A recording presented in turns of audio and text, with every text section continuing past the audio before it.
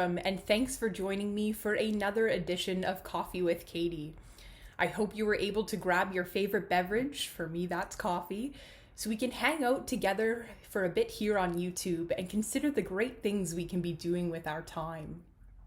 And a shout out to my brother who put together that stringed instrument line for us to bring us into our coffee time together here on YouTube.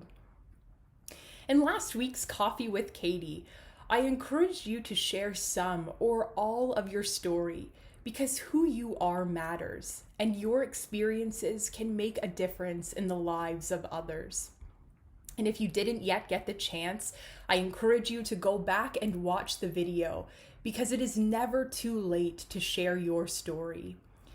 I have been so grateful to hear some of your stories. It has been interesting and encouraging to hear of the many different journeys that people are on. I have been so inspired to hear of the ways that God is working in your lives, the ways He is blessing you, challenging you, and forming you into who He has made you to be. And so keep on sharing your stories because you just never know how your story might help someone else in their journey.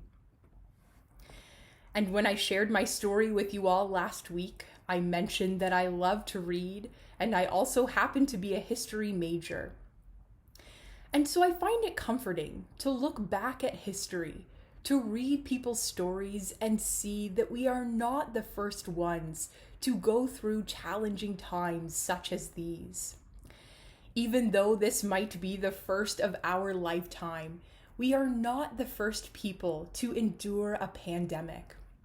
And in my reading lately, I've been struck by how certain people in history responded with their time to the challenges of epidemics and pandemics. One curious individual is the great theologian Martin Luther. And so in 1527, when the bubonic plague came to Wittenberg and the Wittenberg University closed down, Luther was urged to leave town. Stories of the Black Death, the most fatal pandemic in human history, played on their minds as it had taken the lives of about half of Europe's population in the mid-1300s. And now, less than 200 years later, people were terrified of the impact this illness would have, so many people left town. Church ministers, doctors, administrators, absolutely everyone that could got out of town to avoid the outbreak. But not Luther. In fact, he even wrote an open letter about whether one may flee a deadly plague, reminding citizens of their responsibilities during a crisis such as this. Luther was very concerned about caring for the vulnerable, even if it meant being in contact with a sick person. He held to his belief that ministers especially must remain steadfast before the peril of death. Now, in some ways, this seems like a very noble response from Luther, and yet in other ways, it seems like an extreme reaction compared to the many precautions that we are currently undertaking during this coronavirus pandemic. Another individual who responded in a different way to an epidemic was Isaac Newton, who lived about 150 years after Martin Luther. And so in 1665, there was a final outbreak of the bubonic plague in England. And as a precaution, the university Newton studied at closed down for 2 years. During those 2 years, Newton spent his time absorbed in personal directed study, which deemed to be such an enriching time that he furthered his theories in the areas of calculus, optics, and his law of gravitation, all of which have had profound impact and furthered scientific discovery. Newton certainly used the spare time the epidemic gave him to do some pretty great things. And as we currently find ourselves in the midst of a global pandemic, we might also find ourselves with extra time on our hands that after 2 months of physical distancing might be leading you to boredom. Now, let me stop right here and say that I recognize this is not everyone's experience during this time. Some of your workplaces have become busier than you ever could have imagined. And some of you now have to juggle tasks like homeschooling on top of everything else. And so you are being stretched and challenged into spending your time doing much more than usual. But in many of my recent conversations, it seems that many of us, even if we are still working, find we have more time on our hands. We aren't going out to engage in social activities as often. Events, classes, and festivals have been postponed, and places like the gym, movie theaters, restaurants, and so on are all still closed. With less to go out and do, it seems that we are finding more moments of pause.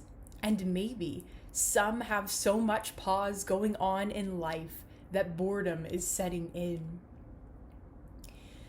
Sometimes in this boredom, it becomes easy to focus on our worries and on the unknowns, which can leave us all feeling anxious and down. This is normal because we are experiencing a great time of disruption on a global scale, one that we have never experienced in our lifetime.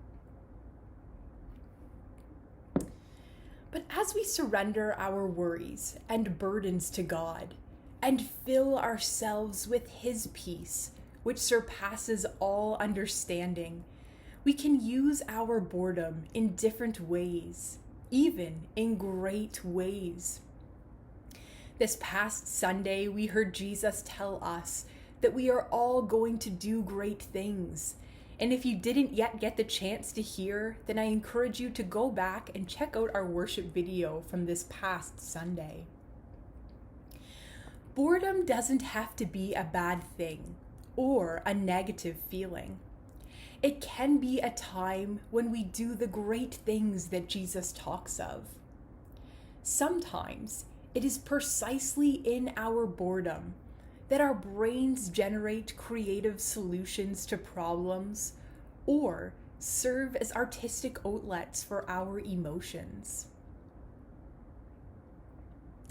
Now, this doesn't necessarily mean that we are out in the world risking our health according to the ways of Luther that I shared earlier.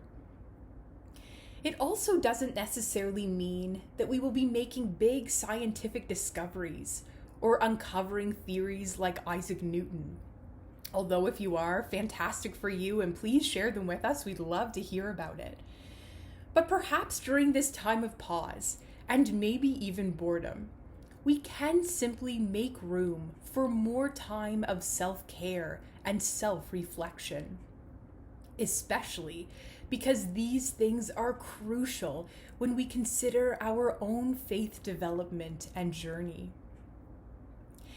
It is curious to consider how I am spending my time in the midst of this global pandemic, especially when I read stories in history of people like Martin Luther or Isaac Newton, who lived through illnesses that caused immense disruption in their contexts too.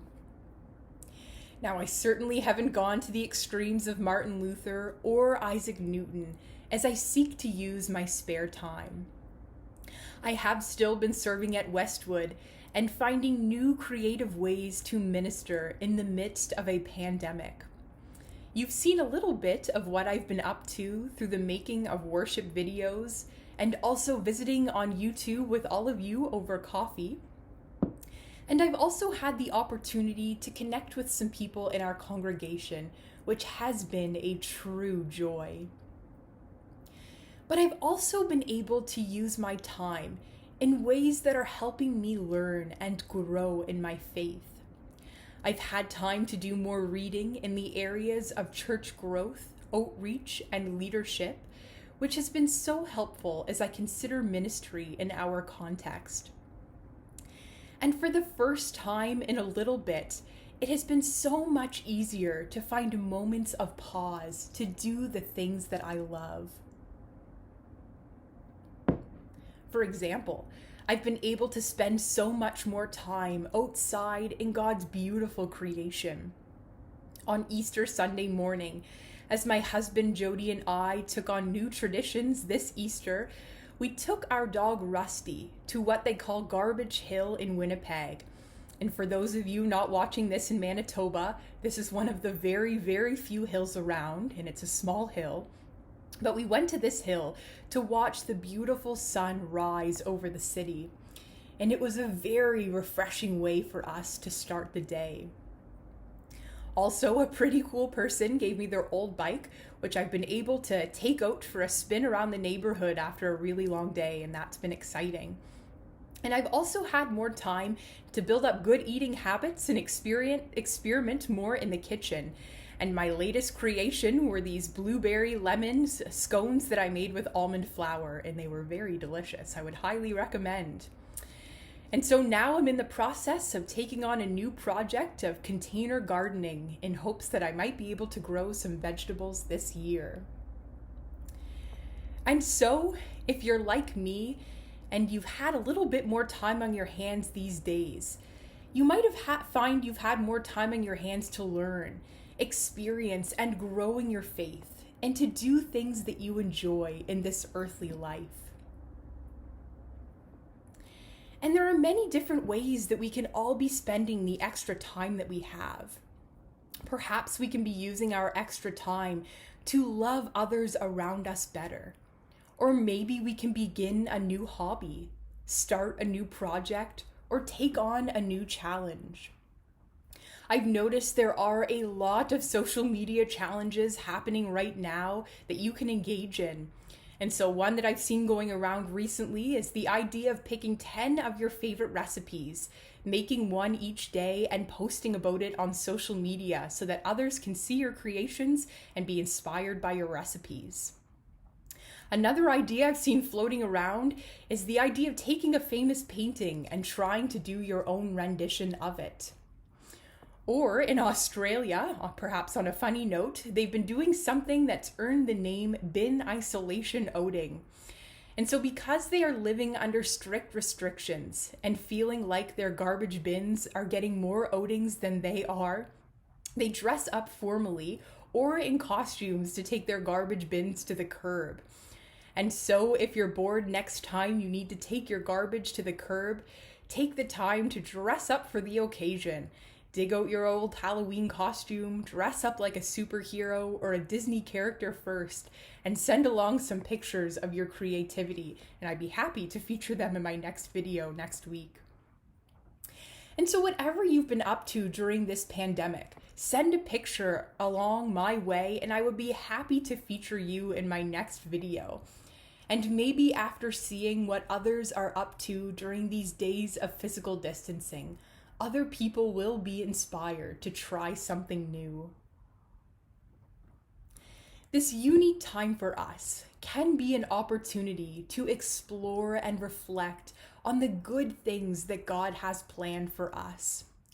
God has greatness in store for each of us, and these moments in life can lead us to that greatness as we learn more about ourselves, the world, God, and our own faith. It is God who made us. He knows what's up and He's at work in our world. He knows of the great potential among all of us here on earth, and He knows of the greatness that we can do together. Perhaps in your next moment of boredom, you will discern the greatness that God has in store for you and your life in this world. And so let me know some of the great things that you've been up to. Send me an email or a Facebook message to tell me about it. And also feel free to send some pictures along so I can share them with everyone in my next video as we all try to stay connected with our time and our activities. I hope you'll be able to join me this Sunday on YouTube for our next time of worship together. And this week we will be hearing how we are empowered to go out and do greatness in the world. And so we'll be hearing of the gift that God gives us that empowers us to do the greatness that He called us to last week. I know this past week that some of you commented on the Facebook post saying you were watching worship in your pajamas. And later that day, I found this on Facebook and got a bit of a laugh. And so some of you might resonate with it as you contemplate watching worship in your pajamas and someday going back to worship at our church in our worship space. But I do invite you to tune in this Sunday, even if you are in your pajamas, and then again for coffee next Wednesday, as we all seek to stay connected during these times. And if you haven't already, make sure you look up our church on Facebook, Westwood Presbyterian Church. Hit like or follow so you can stay up to date on the goings-on of life in our congregation. And also hit subscribe on our YouTube channel so that you don't miss a video. And I look so forward to hearing from all of you about what great things you've been up to during this time of physical distancing. And I also look so forward to tuning in with you all for coffee next week and hopefully sharing about some of the great things that you've all been up to. And in the meantime, I hope you enjoy this jazz tune that my brother Joe put together for all of us.